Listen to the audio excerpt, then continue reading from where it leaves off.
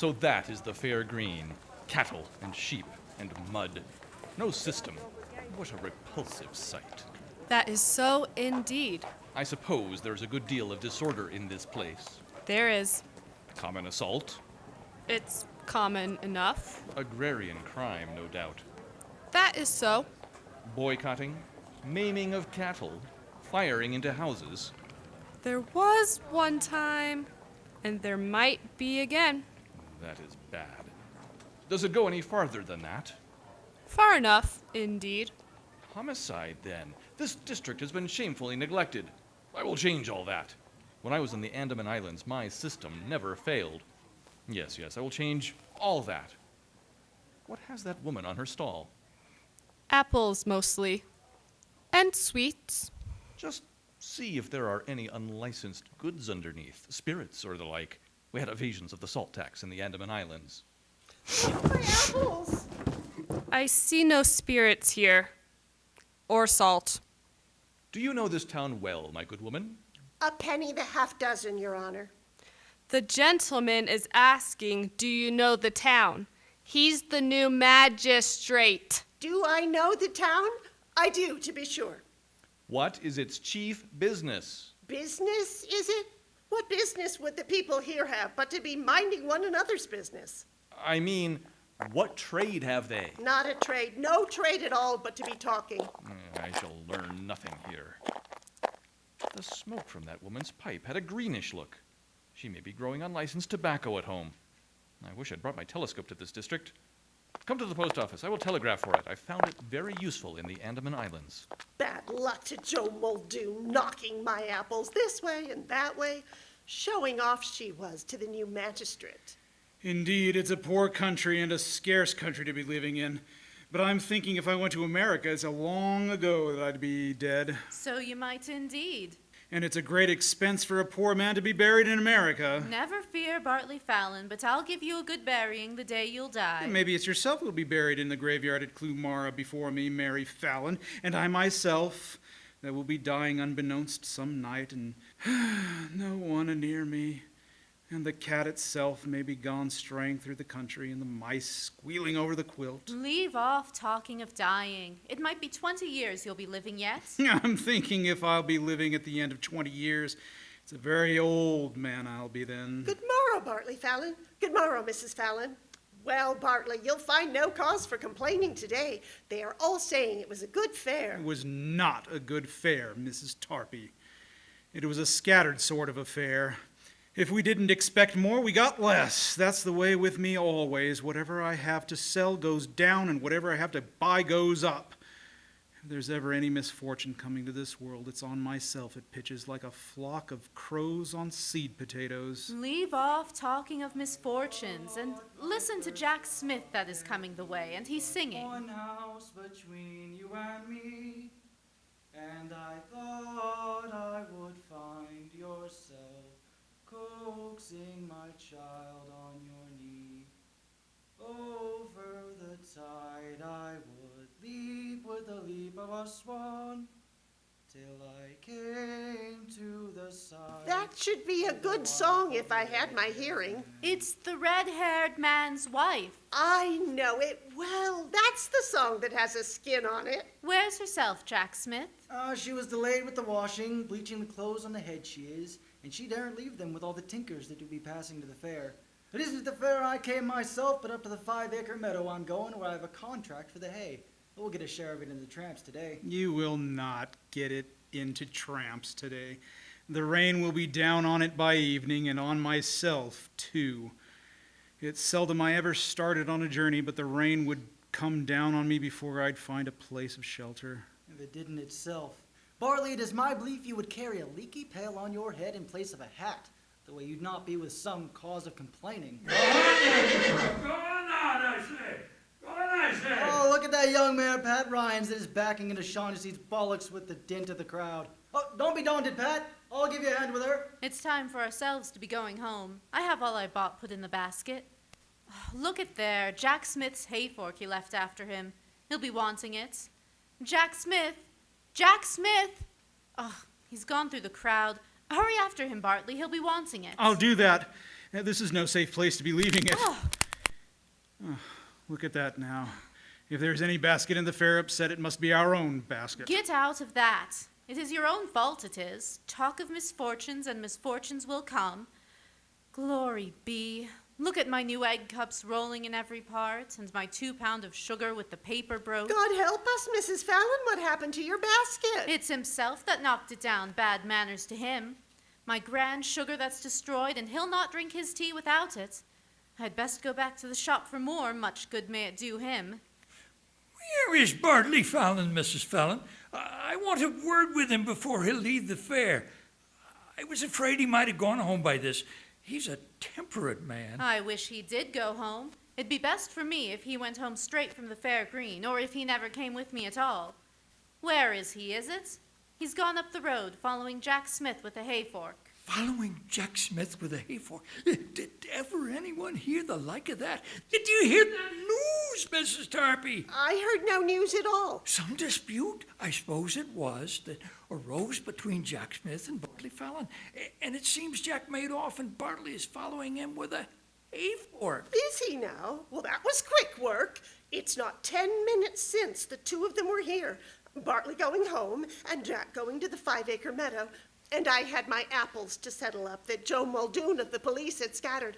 And when I looked round again, Jack Smith was gone, and Bartley Fallon was gone, and Mrs. Fallon's basket upset, and all in it strewed upon the ground. The tea here, the 2 pound of sugar there, the egg cups there. Look now, what a great hardship the deafness puts upon me, that I didn't hear the commencement of the fight. Wait till I tell Jane Ryan that I see below. She's a neighbor of Bartley's. It would be a pity if she wouldn't hear the news. Listen, Sean Early, listen, Mrs. Tully, to the news. Jack Smith and Bartley Fallon had a falling out, and Jack knocked Mrs. Fallon's basket into the road, and Bartley made an attack on him with a hay fork, and away with Jack and Bartley after him. Look at the sugar here yet on the road. Oh, do tell me so. Well, that's a queer thing. And Bartley Fallon's so quiet a man. I wouldn't wonder at all. I would never think well of a man that would have that sort of a moldering look. It is likely he's overtaken Jack by this. That is great news, Mrs. Tarpey was telling me. I suppose that's what brought the police and the magistrate up this way.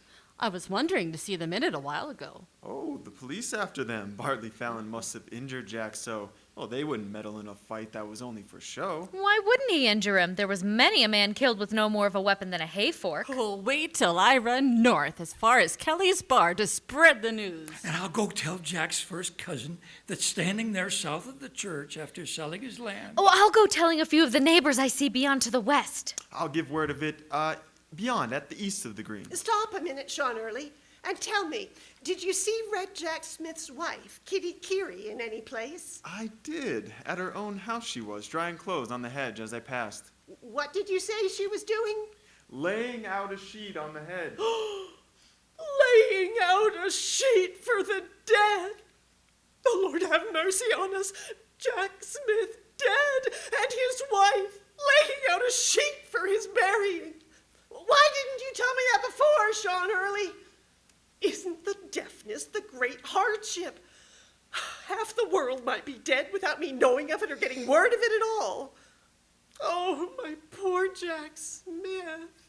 To be going to his work so nice and so hearty, and to be left stretched on the ground in the full light of the day. What is it, Mrs. Tarpey? What happened since? Oh, my poor Jack Smith. Did Bartley overtake him? Oh, the poor man. Is it killed he is? Stretched in the 5-acre meadow. Oh, the Lord have mercy on us. Is that a fact? Without the rights of the church or a ha'porth. Who was telling you? And the wife laying out a sheet for his corpse. I suppose they'll wake him the same as another? There is great talk about this work in every quarter of the fair. Oh, cold and dead. And myself, maybe the last he was speaking to. The Lord save us. Is it dead he is? Dead, surely. And the wife getting provision for the wake? Well, now, hadn't Bartley Fallon great venom in him? You may be sure he had some cause. Why would he have made an end of him if he had not? What was it, Rose, the disputed all, Mrs. Tarpey? Not a one of me knows. The last I saw of them, Jack Smith was standing there, and Bartley Fallon was standing there quiet and easy, and he listening to the red-haired man's wife. Do you hear that, Tim Casey? Did you hear that, Sean Early and Jane Ryan? Bartley Fallon was here this morning listening to Red Jack Smith's wife, Kitty Carey that was, listening to her and whispering with her. It was she started the fight, so... Oh, she must have followed him from her own house. It's likely some person roused him. I never knew before. Bartley Fallon was great with Jack Smith's wife. How would you know it? Sure, it's not in the streets they would be calling it.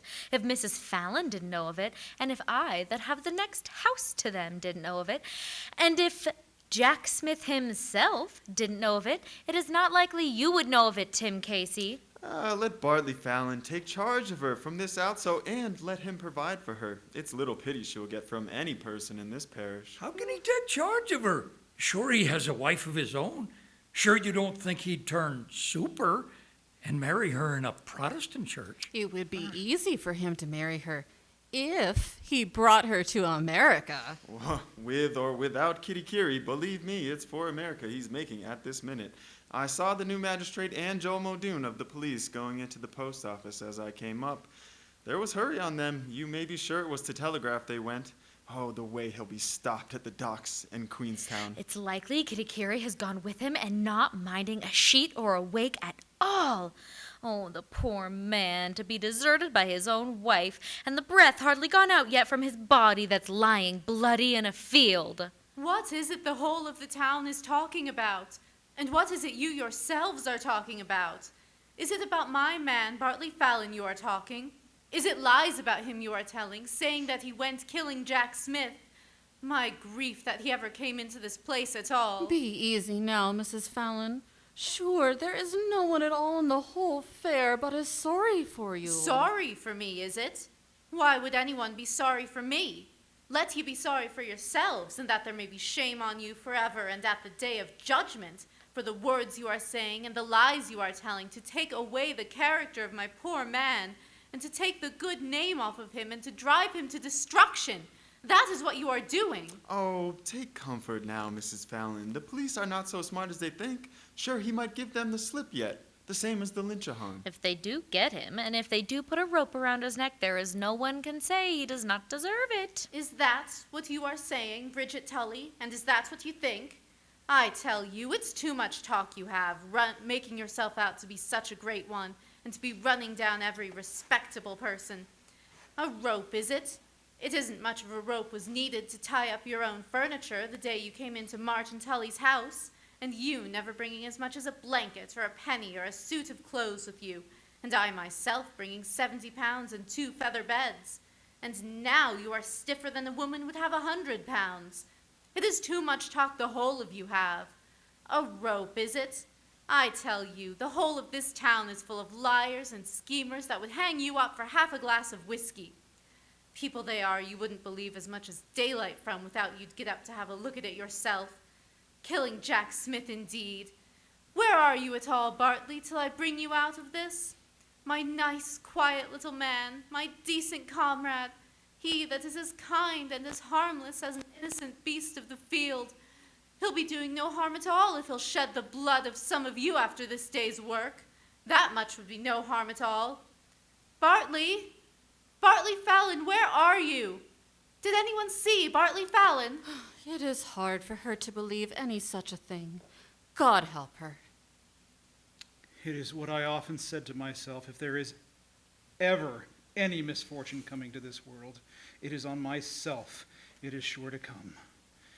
To be going about with this fork and to find no one to take it and no place to leave it down, and I wanting to be gone out of this. Is that you, Sean Early? It's well I met you. You have no call to be leaving the fair for a while the way I have, and how can I go till I'm rid of this fork? Will you take it and keep it until such time as Jack Smith? I will not take it, Bartley Fallon. I'm very thankful to you. Look at it now, Mrs. Tarpey. It was here I got it. Let me thrust it under the stall. It will lie there safe enough, and no one will take notice of it until such time as Jack Smith... Take your fork out of that! Is it to put trouble on me and to destroy me you want? Putting it there for the police to be rooting it out, maybe? That is a very unneighborly thing for you to do, Mrs. Tarpey. Hadn't I enough care on me with a fork before this, running up and down with it like the swinging of a clock, and a fear to lay it down in any place? I wish I never touched it or meddled with it at all. Oh, it is a pity indeed you ever did. Will you yourself take it, Jane Ryan? You were always a very neighborly woman. There is many a thing I would do for you, Bartley Fallon, but I won't do that. I tell you, there is no man will give you any help or any encouragement for this day's work. If it was something agrarian now... Well, if no one will take it at all, maybe it's best I give it up to the police. It'd be a welcome for it with them, surely. And it is to the police Kitty Carey herself will be brought. I wonder now who will take the expense of the wake for poor Jack Smith. The wake for Jack Smith? Why wouldn't he get a wake as well as another? Would you begrudge him that much? Red Jack Smith dead? Who was telling you? The whole town knows it by this. Did they say what way did he die? You don't know that yourself, I suppose, Bartley Fallon? You don't know he was followed and that he was laid dead with the stab of a hay fork. The stab of a hay fork? You don't know, I suppose, that the body was found in the 5-acre meadow? 5-acre meadow? It's likely you don't know that the police are after the man that did it. The man that did it? You don't know, maybe, that he was made away with for the sake of Kitty Carey, his wife? Kitty Carey, his wife? And what have you to say now, Bartley Fallon? To bring that fork here and to find that news before me. It is much if I can ever stir from this place at all or reach as far as the road. Look, boys, the new magistrate and Joe Muldoon coming along. It's best for us to quit this. Ah, that is so. It's best not to be mixed in this business at all. Bad as he is, I wouldn't like to be an informer against any man. I knew the district was in a bad state, but I did not expect to be confronted with a murder at the first fair I came to. I'm sure you did not indeed. It was well I had not gone home. I caught a few words here and there that roused my suspicions. So they would, too. You heard the same story from everyone you asked. The same story. Or if it was not altogether the same, anyway, it was no less than the first story. What is that man doing? He's sitting alone with a hay fork. He has a guilty look. The murder was done with a hay fork. That's the very man they said did the act. Bartley Fallon himself. He must have found escape difficult. He's trying to brazen it out. A convict in the Andaman Islands tried the same game, but he could not escape my system. Stand aside. Don't go far. Have the handcuffs ready. Here, my man, do you know anything of John Smith? Of John Smith? Who is he now? Jack Smith, sir. Red Jack Smith? Where is Jack Smith? Where is he indeed? What have you to tell? It is where he was this morning, standing in this spot, singing his share of songs. No. But lighting his pipe, scraping a match on the sole of his shoe. I ask you for the third time, where is he? I wouldn't like to say that.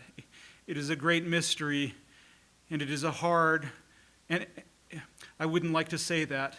It is a great mystery, and it is hard to say of any man. Did he earn hatred or love? Tell me all you know. All that I know? Well, there are the 3 estates. There is limbo, and there is purgatory, and there is... Nonsense. This is trifling. Get to the point. Well, maybe you don't hold with the clergy so. That is the teaching of the clergy. Maybe you hold to the old people. It is what they do be saying, that the shadow goes wandering and the soul is tired and the body is taking a rest. The shadow!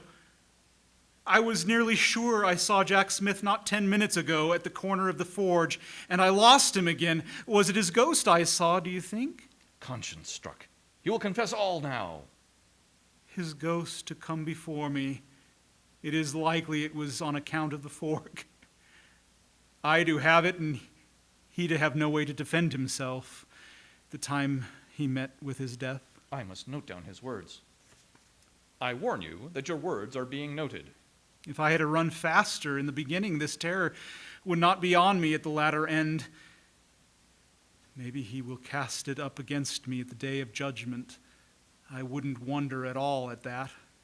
At the day of judgment. It was soon for his ghost to appear to me.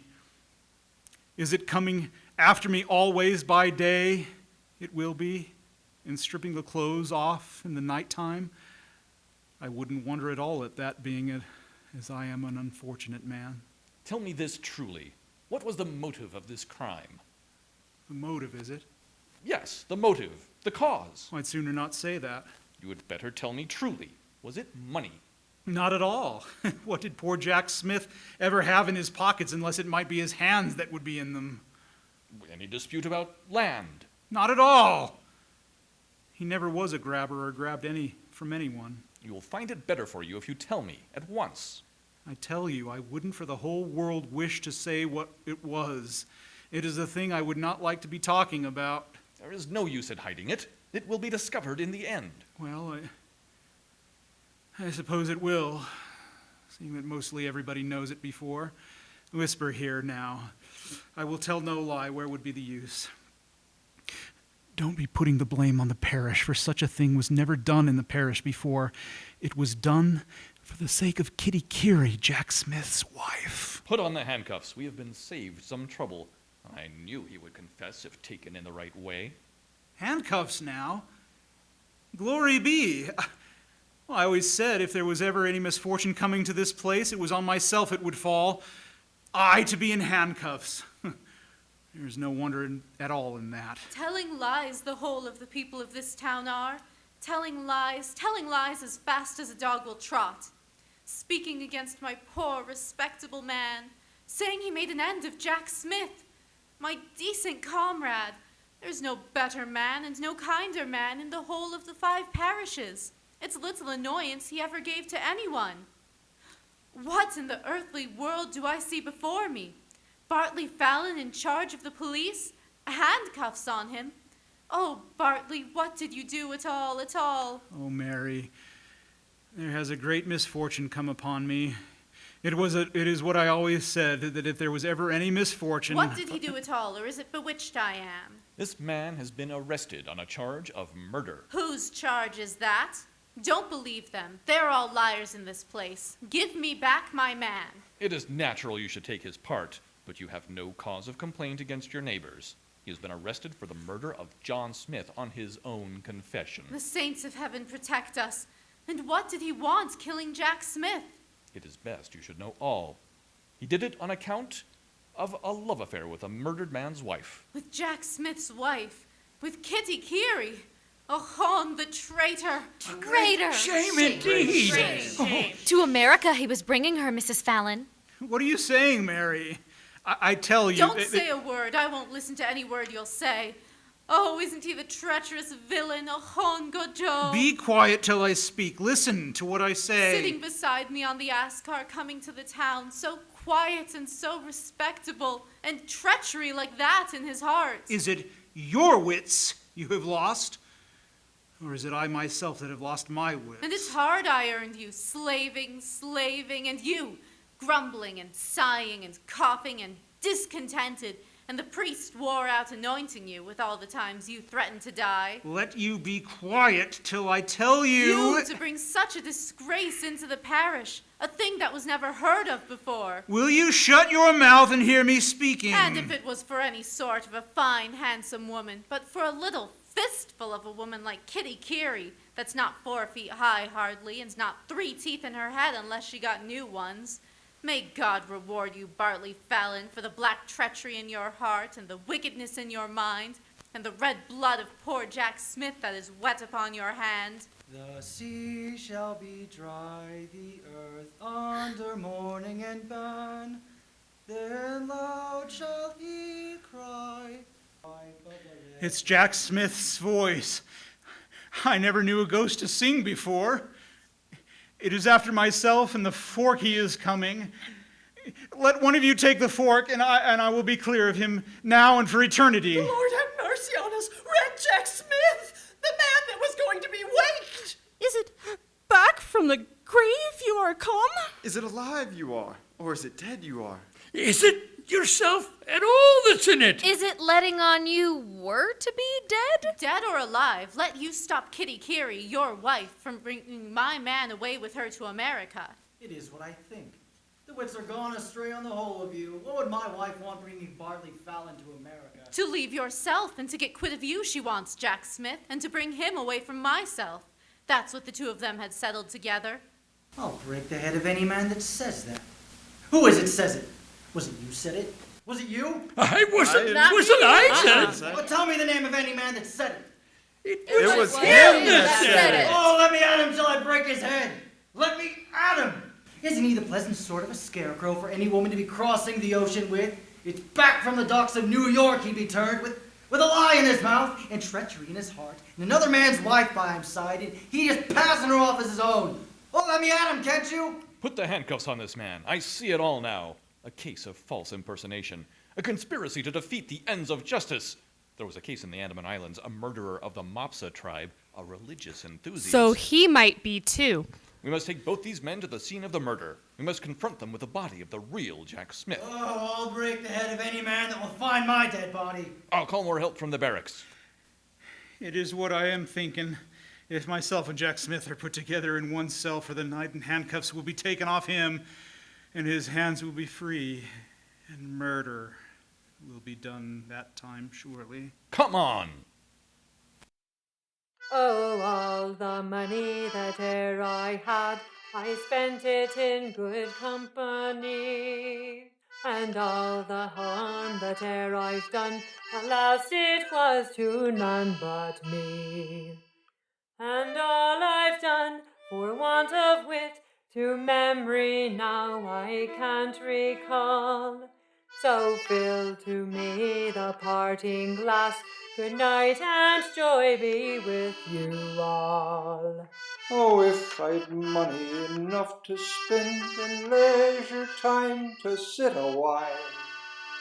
There is a fair maid in this town that sorely has my heart beguiled. Her rosy cheeks and ruby lips, I own she has my heart in thrall. So fill to me the parting glass. Good night and joy be with you all. Oh, all the comrades that e'er I had, they're sorry for my going away. And all the sweethearts that e'er I had might wish me one more day to stay. But since it falls unto my lot that I should rise and you should not, I'll gently rise and softly call, good night and joy be with